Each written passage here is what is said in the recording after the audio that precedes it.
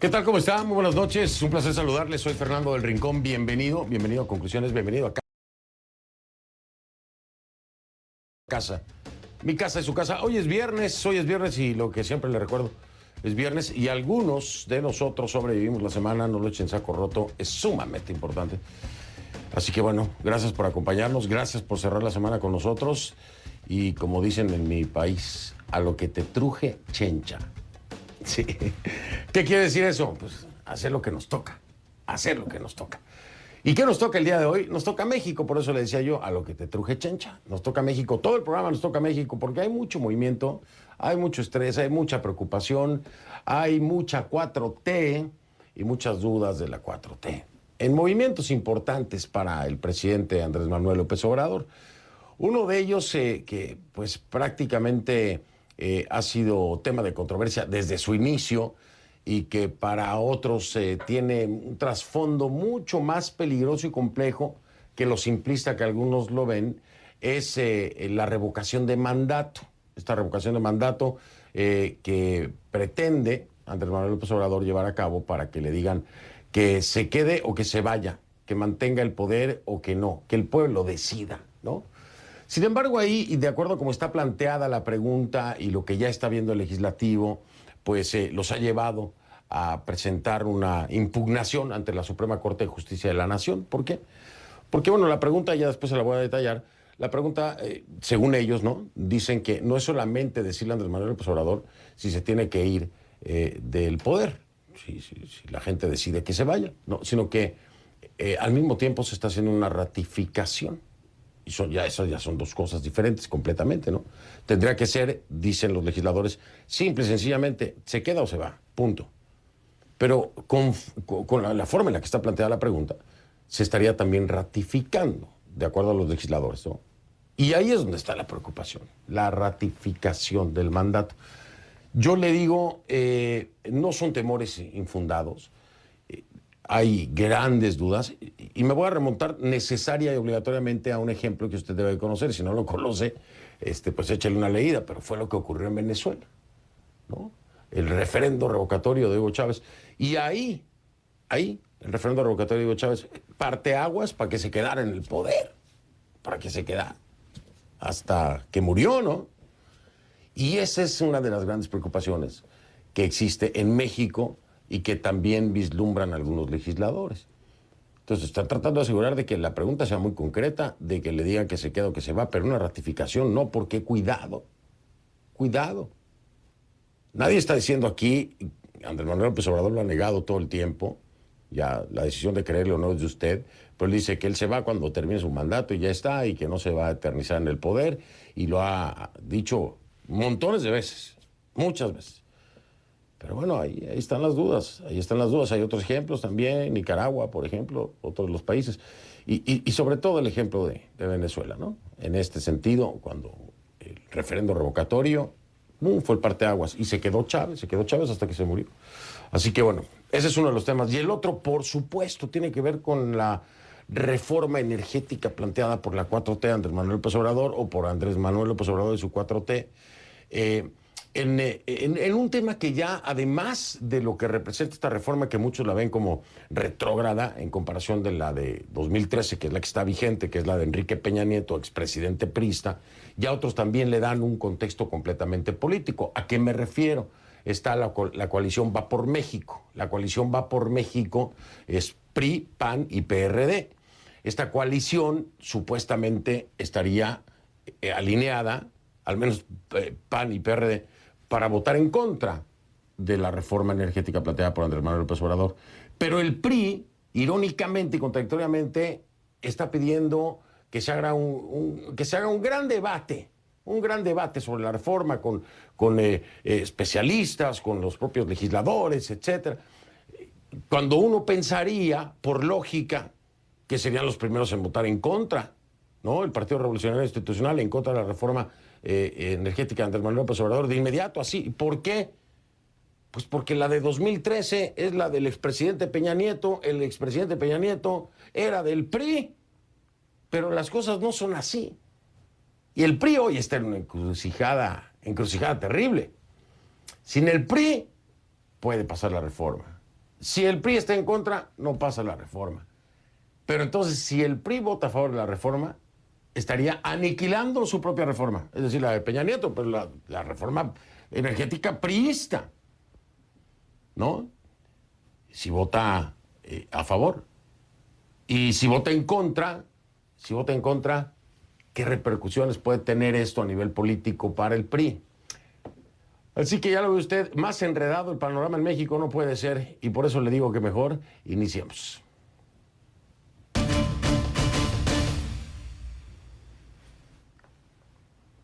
Le pido que a partir de este momento me acompañe entonces utilizando la etiqueta Conclu Reforma 4T. El hashtag es Conclu Reforma 4T para esta parte del programa, por supuesto. Conclu Reforma 4T, esa es la etiqueta que vamos a estar utilizando a partir de este momento para la reforma energética de Andrés Manuel López Obrador. Sus comentarios entonces a mi cuenta en Twitter, @soyfdelrincón, @soyfdelrincón, Conclu Reforma 4T. Es el presidente Andrés Manuel López Obrador que quiere impulsar, dice, el desarrollo de México con esta reforma energética, pero donde él ve evolución, otros ven retroceso. La iniciativa revierte la mayoría de las reformas que se hicieron durante el gobierno de Enrique Peña Nieto, priista, que abrió el sector energético ¿a qué? A la inversión pública, a la competencia del sector privado. Escuche. Se oponen porque los que mandaban antes pues son los que se benefician, pero no el pueblo de México. Nosotros tenemos que garantizar que no aumente el precio de la luz. Y tenemos que garantizar que el litio sea para beneficio de los mexicanos. Y tenemos que garantizar también que se produzcan energías limpias. A ver, la reforma de López Obrador modifica los artículos 25, 27 y 28 de la Constitución. Esos tres, 25, 27, 28. Incluye, entre otros puntos, que la Comisión Federal de Electricidad, la CFE por sus siglas, sea un organismo con personalidad jurídica propia encargado de generar, distribuir y administrar la energía eléctrica. También recoge la desaparición de filiales o subsidiarias de la Comisión Federal de Electricidad y la desaparición de los contratos conocidos como de autoabastecimiento. Es decir, las grandes industrias, cadenas comerciales o tiendas de autoservicio tendrán que adquirir la energía obligatoriamente a la Comisión Federal de Electricidad, a nadie más, a nadie más. Además, los minerales considerados, como ya lo escuchaba usted, estratégicos, como el litio, no van a tener concesiones, es decir, solamente lo podrá explotar el Estado mexicano y nadie más. Y además, las concesiones otorgadas para la explotación de oro, plata y cobre no servirán para la explotación de litio, lo deja claro. Todo eso va contra la apertura del sector eléctrico a la inversión privada promovida en el sexenio anterior, por supuesto. Se acaba. Cuando existía la necesidad de inyectar capital en México, fue que tomó esa decisión en la reforma de Enrique Peña Nieto, porque no tenía dinero la Comisión Federal de Electricidad, no tenía, entonces dijo, ¿cómo rescatamos esto? Inversión privada, participación privada, ¿no? Eso es lo que pasó con Peña Nieto. Todo eso se acabaría con la reforma energética de Andrés Manuel López Obrador. En ese momento no había plata, no había dinero para invertir en nuevas centrales de generación, ni tampoco en modernización de la red de distribución o la construcción de gasoductos. Por eso entonces el Consejo Coordinador Empresarial, el principal órgano de representación del sector privado en México, advirtió que hasta el momento hay una enorme inversión privada nacional y extranjera en este sector.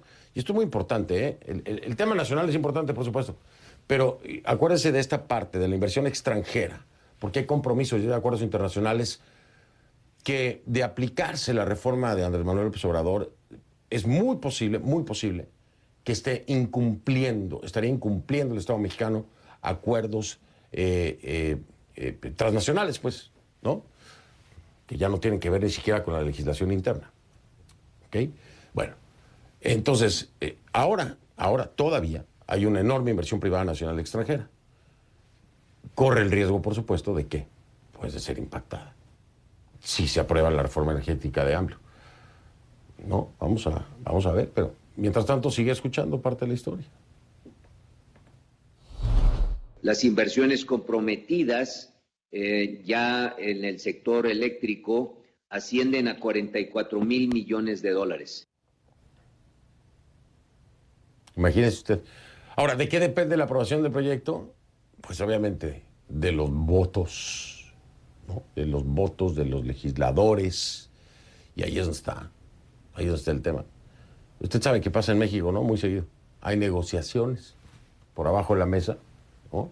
Vótame a favor la reforma y te voy a beneficiar con tal y tal y tal cosa. Entonces hay muchos que dicen, espérame, ¿qué está pasando en México con cómo el PRI está, en lugar de ser el primero a decir, no va, son los primeros en decir, no, necesitamos un gran diálogo. Dicen, pero a ver, no entiendo, alguien que me explique si es la reforma vigente de 2013 es la de su presidente priista, Peña Nieto, y que ahora están dándole chance a pensar siquiera, destruir ese gran logro de su presidente. Ojo, yo no estoy diciendo que esté bien la de Peña Nieto ni nada más estoy hablando desde el punto de vista político, ¿verdad? En fin, vamos a hablar de esto y más con mi primera invitada de la noche.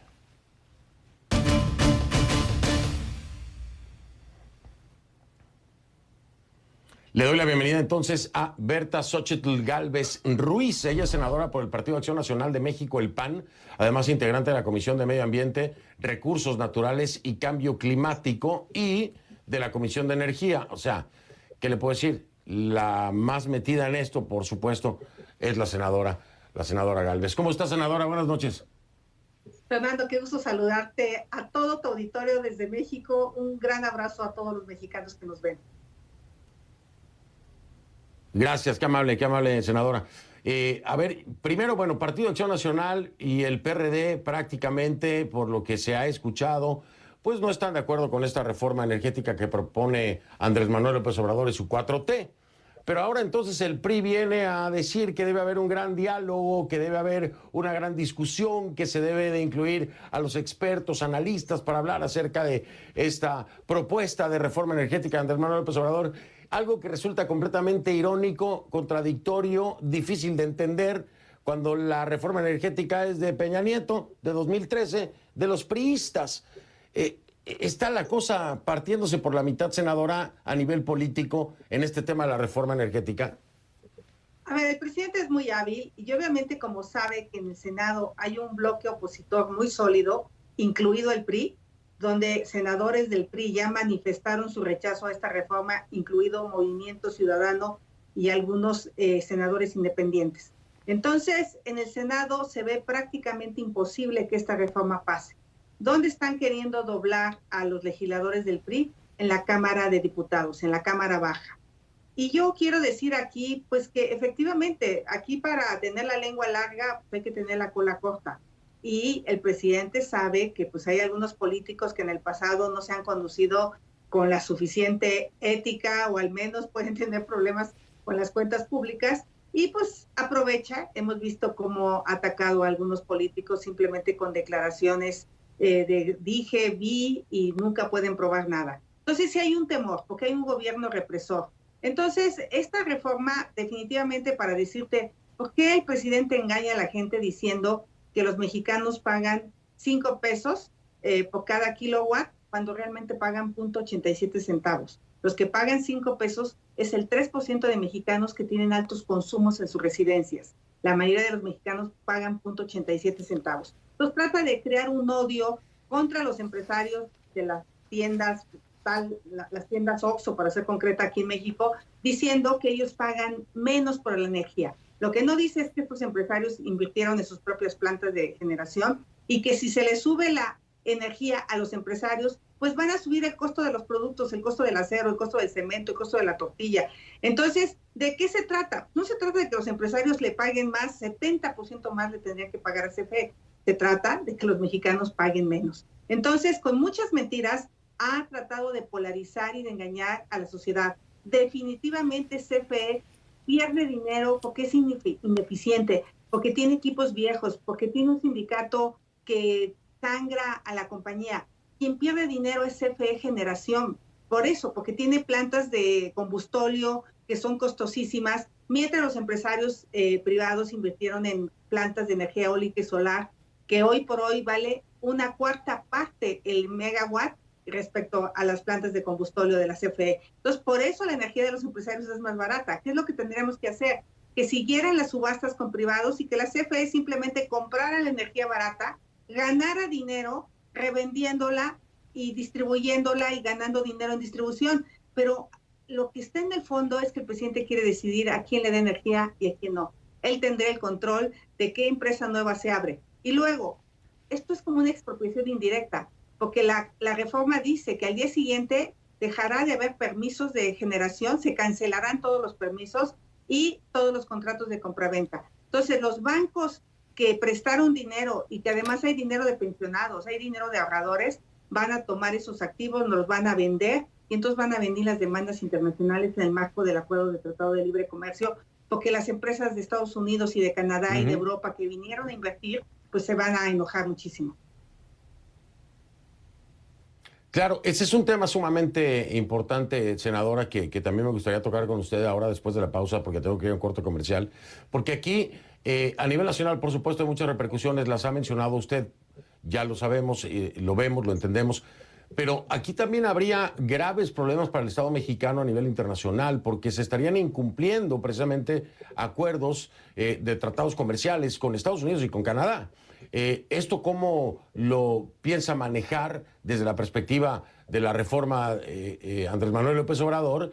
Y si tiene forma de solucionarlo, porque a final de cuentas estos arreglos, estos acuerdos se hicieron y tienen una vigencia, no se pueden terminar de la noche a la mañana. Lo que pueda hacer en México es una cosa, pero un acuerdo a nivel internacional con un tratado de comercio, eso no se corta de la noche a la mañana. Nos lo explica después, si le parece, después de la pausa, senadora. Es la senadora Xóchitl Gálvez Ruiz, senadora del PAN.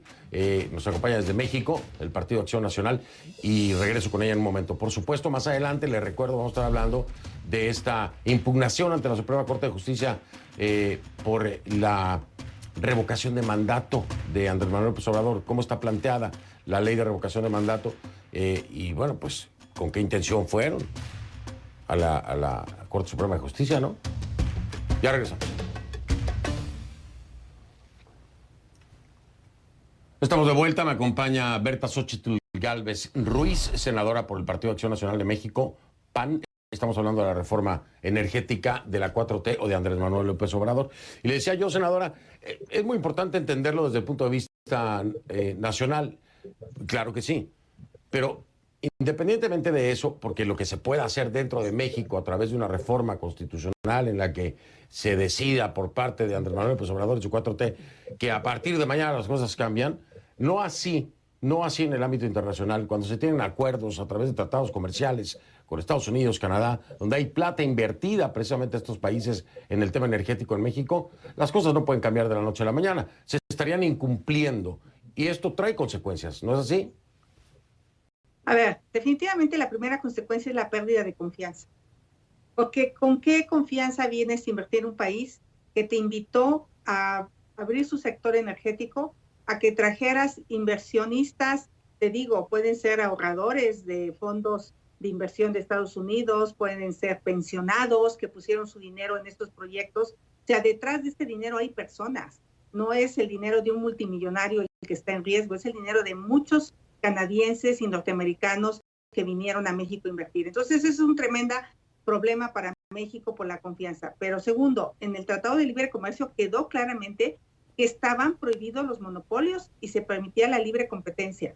Y también quedó claro que tenía que haber órganos reguladores y en este caso el presidente pretende desaparecer la Comisión Reguladora de Energía y la Comisión Nacional de Hidrocarburos. Entonces, esto ya es violatorio al Tratado de Libre Comercio. Y luego firmamos un documento que fue aprobado en el Senado en materia de medio ambiente, donde dejamos claramente que vamos a impulsar la transición energética. Y el presidente Biden es un tema en el que él está convencido porque el planeta está agonizando. Y en esta reforma energética, aunque el presidente diga que las energías limpias, No es cierto, porque las energías que provienen de las presas son el 10%, y las que provienen de geotermia es el 1.3%. Realmente lo que estaba haciendo la diferencia en México era las energías que provenían del sol y del viento, que por cierto cabe señalar que México tiene un potencial brutal. Entonces, esa parte ambiental también la estaremos violando. Y hay un capítulo donde dice que el petróleo está reservado para los mexicanos. Claro que sí, pero el resto de artículos totalmente sancionarían a México. Y esto es algo que el presidente no ha leído.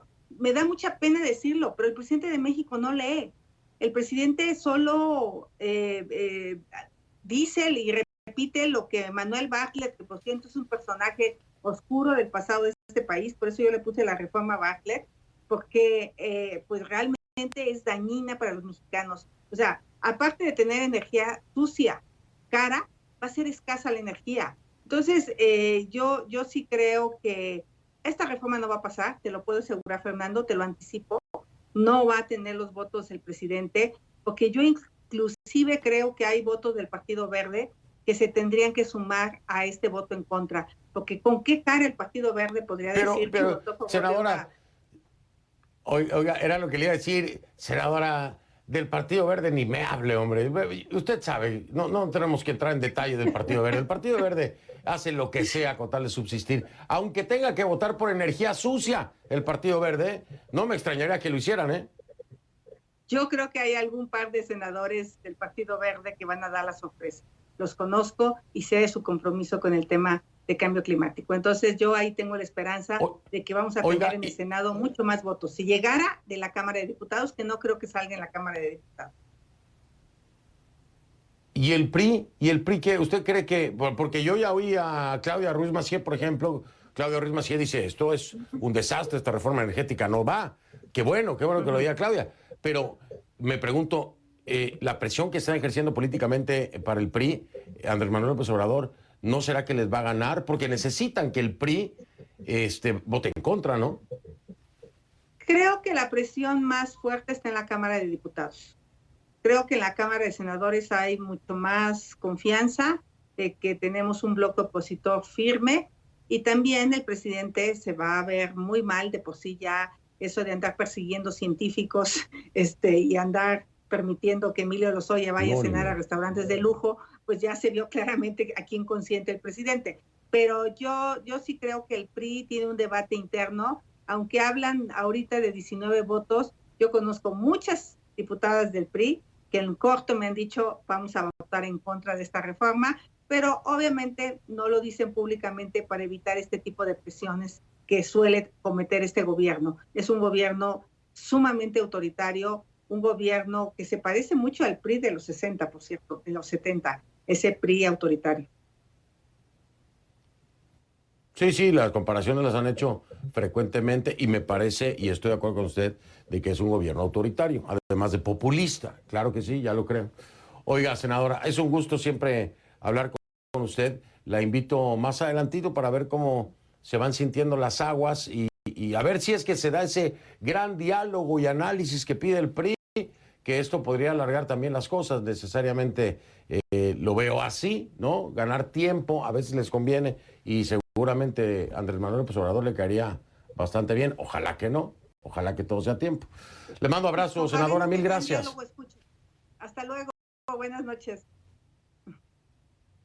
No, me decía, termine por favor, ojalá ese gran diálogo. Ojalá en ese gran diálogo Morena entienda que está presentando una verdadera aberración contra el país. Pues le dijo algo, senadora, aquí entre nos. Pues a lo mejor algunos de Morena sí, pero ¿usted quiere que AMLO lo entienda? No lo entiende. No lo entiende. Okay. Entonces no soy yo el único loco. Gracias, senadora. Buenas noches, buen fin de semana. Buenas noches, gracias. Gracias. A una pausa, estuve con la senadora del PAN, del Partido Acción Nacional, Xóchitl Gálvez Ruiz, que me acompañó desde la Ciudad de México, y regreso para que hablemos de esto que hace la coalición Va por México en otro de los escenarios del México de la 4T, el México de este señor que está en pantalla con los brazos abiertos. Abrazos, no balazos, dice. Impugnación ante la Suprema Corte de Justicia de la Nación de la ley de revocación de mandato. Que bueno, pues insiste AMLO, pero uno le tiene mucho miedo, a esa ley de revocación. Ya regreso.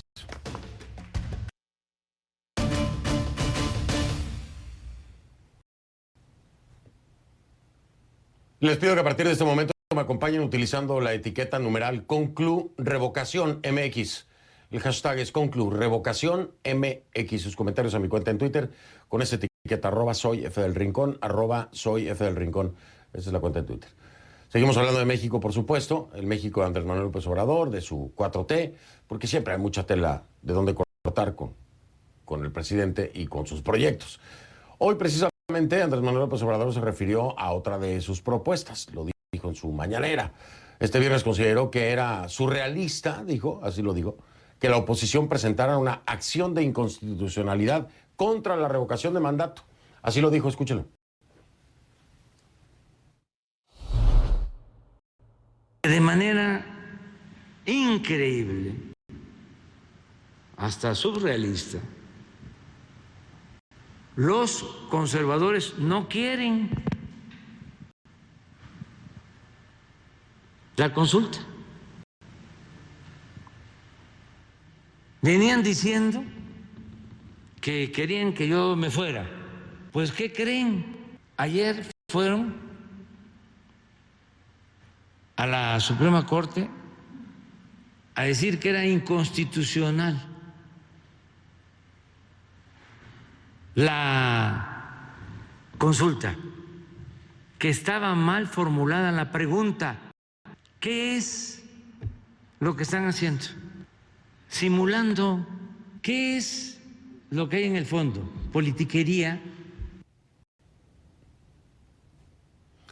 Bueno, eso es lo que dice López Obrador. La coalición Va por México, que está conformada por el Partido de Acción Nacional, el PAN, el PRI, que es el Revolucionario Institucional, y el PRD, que es el Partido de la Revolución Democrática, impugnaron, como ya escuchaba, ante la Suprema Corte de Justicia la Ley Federal de Revocación de Mandato de Andrés Manuel López Obrador.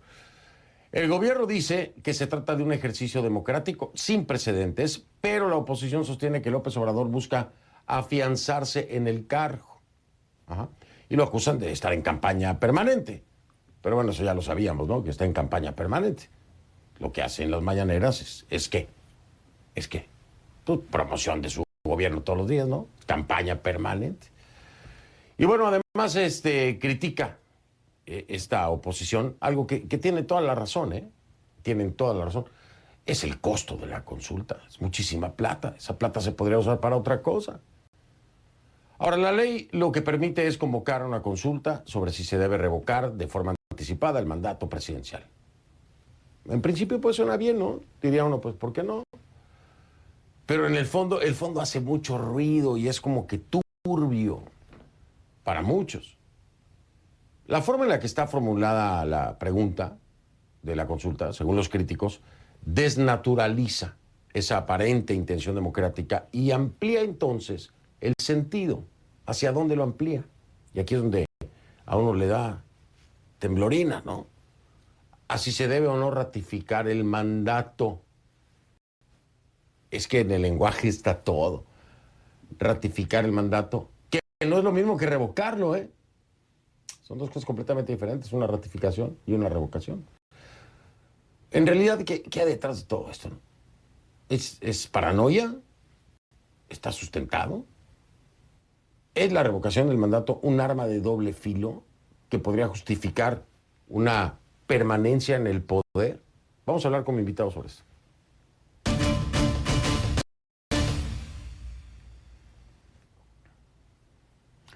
Le doy la bienvenida a Luis Cházaro, que es diputado federal y coordinador del grupo parlamentario del PRD, quien me acompaña. ¿Cómo está, diputado? Buenas noches. Buenas noches, Fernando, para ti, buenas noches para el auditorio. Gracias, muy amable. A ver, esto estaba yo leyendo la pregunta que supuestamente se va a hacer si se lleva a cabo esta consulta. En la respuesta, que se le revoque el mandato por pérdida de la confianza, que sigue la presidencia de la República. ¿La ratificación para ustedes sería entonces la segunda respuesta, la que daría pie a una ratificación, que sigue en la presidencia de la República? ¿Esa es con la que tienen problema o es también la forma en la que está hecha la pregunta? La segunda parte de la pregunta, te diría yo. En realidad son dos preguntas en una. En cualquier revocación de mandato, que es un ejercicio que hay en muchos países del mundo, la pregunta es clara: ¿usted quiere que se vaya el presidente? Y la respuesta es sí o no. En la segunda parte de la pregunta no solo induce la respuesta o prefiere que se quede, que es donde nosotros vemos el peligro de una ampliación del mandato, porque si no quieren que me vaya, entonces significa que quieren que me quede. Se rompe con la propia pregunta la naturaleza y se rompe también, Fernando, el espíritu constitucional de la revocación del mandato, con que sea el presidente y su partido oficialista quienes impulsen la revocación. Normalmente las revocaciones en los países que tienen este ejercicio de democracia directa, quien impulsa la revocación de mandato es o la ciudadanía en su mayoría o los partidos de oposición para que el presidente se vaya. Aquí más bien parecería que lo que el presidente es que quiere que le ratifiquen para que se quede. Y eso es lo que llama mucho la atención en esta democracia participativa que le llaman. En efecto, normalmente, porque lo dice usted bien, en otros países es la oposición la que dice, ¿saben qué? Tenemos que evaluar al presidente, el pueblo tiene que decir si quieren que se quede o que se vaya. Pero no es el presidente el que está insistiendo, más bien le tienen miedito a la revocación de mandato. Pero Andrés Manuel López Obrador no. Y yo traigo a colación, se lo he dicho a Porfirio Muñoz Ledo, a muchos que a final de cuentas cada vez se parece más al modelo chavista, la 4T, pero bueno, les decía yo a nuestra audiencia, hay un antecedente muy peligroso, que es Venezuela, con Chávez, una revocación de mandato, fue lo que hizo que Chávez se quedara en el poder hasta que se murió. ¿Ustedes tienen este mismo temor? No, lo tenemos muchos mexicanos y por eso queremos afinar. Estamos de acuerdo, esto hay que aclararlo, porque hoy el presidente desvirtúa y dice que no queremos que el pueblo se exprese. La democracia participativa, por supuesto, que es benéfica, y el PRD y yo en lo personal siempre hemos estado a favor de ello, pero hay que tener mucho cuidado con este tipo de participación. Te pongo un ejemplo. El presidente López Obrador fue votado por 6 años. Si le interesa que haya esta democracia participativa, debería aplicar a partir del siguiente presidente. Y ahí es donde uno, los mal pensados, es los que pensamos que ¿por qué tanta insistencia en que se haga este ejercicio a la mitad de su mandato y qué viene después? Y esa es la gran pregunta, ¿qué viene después? Ahora, ¿ustedes están seguros que al presentar esto ante la Suprema Corte de Justicia de la Nación, si se llegara a modificar la estructuración de la pregunta y la respuesta, el asunto queda arreglado? Es decir, si hay intenciones por debajo de la mesa de Andrés Manuel López Obrador, el cambiar y enmarcar con mucho más cuidado la pregunta y la respuesta, ¿va a evitar esos intereses oscuros que tal vez no conocemos? Bueno, aquí te diría dos cosas. Una, no solo impugnamos por el tema de la pregunta, tampoco quiso el oficialismo en México que hubiera en la ley reglamentaria el tema de dónde saldrán los recursos. Si vamos a un ejercicio democrático que cuesta 4 o 5 mil millones y estos no se etiquetan para el INE, pues podemos acabar en un ejercicio como el tema de los expresidentes, que fue más bien un tema de proselitismo del presidente y el oficialismo que realmente pues una consulta ciudadana para ver si se enjuiciaba a los expresidentes. Esa es nuestra gran preocupación de fondo, no el ejercicio de democracia directa. Tenemos que ser muy claros en qué es lo que estamos impugnando, porque incluso en el audio que ponías tú el día de hoy, que escuché yo por la mañana, él dice, y si la gente dice que me vaya, aunque no sea el porcentaje que se requiere para que me vaya, pues me voy. Lo que no dijo es qué pasará si la gente en su mayoría, aun cuando no se cumpla con el 40% de participación, dijera que no se vaya, ¿verdad? Sí, es cierto, ¿no? Yo estoy de acuerdo con usted. Yo tengo demasiadas dudas, siempre lo he planteado aquí, he dicho que tengan mucho cuidado. Déjeme marcar una pausa para regresar. Sobre todo que hemos visto algunas cosas bueno, ahora hablamos. Hemos visto algunas cosas que hay que pensárselas seriamente, hombre.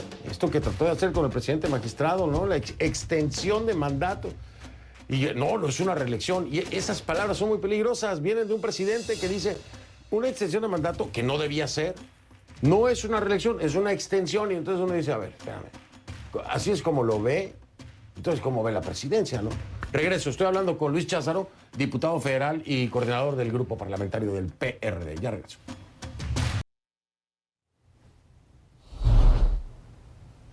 Estamos de vuelta, estoy con Luis Cházaro, diputado federal y coordinador del grupo parlamentario del PRD.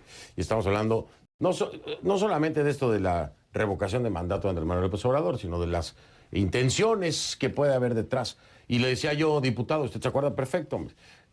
Gracias a que Saldívar salió a decir él mismo, ¿sabes qué? No, yo no voy a ninguna extensión de mandato, ¿no? Porque yo decía, es un hombre de ley, es un hombre de constitución, no puede ser que vaya a caer en este juego. Afortunadamente no fue así, y se lo aplaudo toda la vida. Pero desde ahí vemos el concepto que tiene Andrés Manuel López Obrador en la cabeza, ¿no? De que no es reelección, es una extensión de mandato. ¿Por qué no pensar que independientemente de su ley de revocación de mandato, etcétera, tenga esas intenciones? ¿Quién lo puede frenar ahí? Pues la Constitución, Fernando, y tenemos por eso que apegarnos a la misma. Está en letras de oro en San Lázaro, sufragio efectivo, no reelección. A los mexicanos nos costó muchos años y muchas muertes que el principio no reeleccionista impere, y debemos continuar claramente con él, hay que decirlo con todas sus letras. Lo que sucedió con, primero, la injerencia del Ejecutivo en el Legislativo, en este intento de postergar o de alargar un mandato, se llama reelección. Las cosas hay que llamarlas por su nombre. Y lo segundo, pues es que no correspondería al Ejecutivo interferir en la presidencia ni del Poder Judicial ni del Poder Legislativo. No lo puede ya hacer ahora porque no tiene una mayoría calificada, y lo vamos a ver ahora con la reforma eléctrica. No va a pasar la reforma eléctrica porque la oposición, con más del tercio que tenemos, prácticamente la mitad, lo vamos a frenar. Eso es lo que hay que hacer, combatir esos intentos, existan o no, desde la Constitución. Pero fíjese, diputado, usted lo dice bien, las cosas por su nombre, pero el propio Andrés Manuel López Obrador dice, bueno, decía en su momento, no es reelección, es una extensión de mandato, Finalmente la ley no lo pudo detener. O sea, aquí fue la decencia, la ética de Saldívar el que paró esto, ¿no? El que paró. Pero si él hubiera decidido seguir el juego de Andrés Manuel López Obrador, hubiera seguido. Y esa es la gran preocupación. Permíteme matizar o contrastar un poco mi punto de vista. No, fue la ley que el propio Saldívar acató la que hace que no pueda extenderse en el mandato. A Saldívar no lo podía extender en el mandato el presidente López Obrador. No está en nuestras leyes que el presidente diga si el presidente de la Corte puede continuar o no. Él lo único que hizo fue acatar a pie de juntillas lo que dice nuestra Carta Magna. Y eso es lo que hay que hacer, y por eso fuimos antier a la Suprema Corte para decir, revísese la pregunta, y estamos seguros que con la modificación de la pregunta el espíritu del ejercicio democrático cambiará radicalmente. Y lo otro, pues es que hay que ver de dónde saldrán los recursos, porque estando de acuerdo, pues vamos saliendo de una pandemia, tenemos una crisis económica en México, y quizá esos 5,000 millones sirvan mucho más para otro tipo de cosas que para alimentar el ego del presidente, para decirlo como lo vemos desde el PRD. Totalmente de acuerdo. No, ahora le digo, pues no se le vaya a ocurrir ahora a Andrés Manuel hacer una consulta, ¿no? Vamos a hacer una consulta para ver si usamos el dinero para mi ego o si usamos el dinero para lo que se necesita. Porque ya ve que todo es con consultas, con López Obrador. Oiga, diputado, gracias por haberme acompañado en Viernes en la Noche. Muy importante el tema, por supuesto. Vamos a darle seguimiento a lo que determine la Suprema Corte de Justicia. Qué bueno que lo hacen, qué bueno que están tan al pendiente. Gracias. Y bueno, pues aquí hay que exponerlo porque las cosas son como son. Que pase buen fin de semana, diputado, muy amable. Gracias a ti, buenas noches. Buenas noches. Era Luis Cházaro, diputado federal y coordinador del grupo parlamentario del PRD, quien me acompañó. Hago una pausa y ya regreso.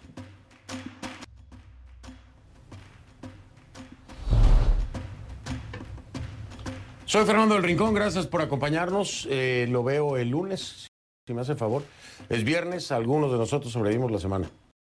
Pásela bien.